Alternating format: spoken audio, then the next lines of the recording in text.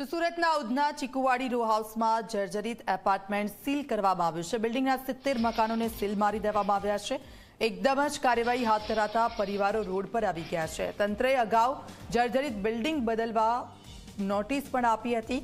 તંત્ર પાસે 31 તારીખ સુધીનો સમય માંગ્યો હતો। સ્થાનિકોએ 31 તારીખ સુધીની વાત થઈ હોવા છતાં કાર્યવાહી કરવામાં આવી છે। નોટિસ આપ્યા બાદ બિલ્ડિંગનું રિનોવેશન પણ શરૂ કરાયું છે। સ્થાનિકોનું કહેવું છે 70 મકાનો ઉપરાંત 30 મકાનોને પણ સીલ કરાયા છે।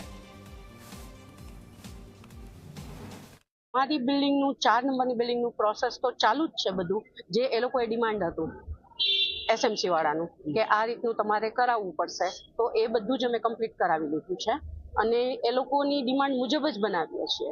અમારા કન્સ્ટ્રક્શન છે, સાઇટ એન્જિનિયરો છે, બધાને કમ્પ્લીટ કરીને આપેલું છે।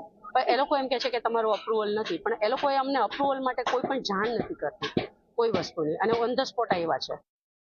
કોઈને લખાણમાં બી એને આપેલું છે કે 31 એપ્રિલ સુધી અમે લોકો ખાલી કરીને અમે લોકો ત્યાં જતા રહીશું ને અમે જ્યાં સોગર થાય ત્યાં અમે જતા રહીશું। પણ એના પછી આ લોકો વચમાં અમે આવીને સવારે અમને ખાલી કર્યું હતું। અમારું રાંધવાનું બધું ચાલુ જ હતું, ખાવાનું હતું ને એવું બધું ગાડીને નાની છોકરી મારી છે, એનું એક્ઝામ છે, એને બધાને ગાડીને તમે આજુબાજુ બધા નીચે આવીને ઊભા છીએ। કેવી રીતે મુશ્કેલીનો સામનો તમે કરો? આ બધો મુશ્કેલનો સામનો ના કહેવાય સાહેબ।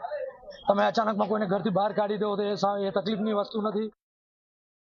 જમવાનું પણ નથી દીધું અને અમને બહાર કાઢી મૂક્યા, સીલ મારી દીધું છે, હાથ પકડીને અમને બધાને બહાર કાઢ્યા છે।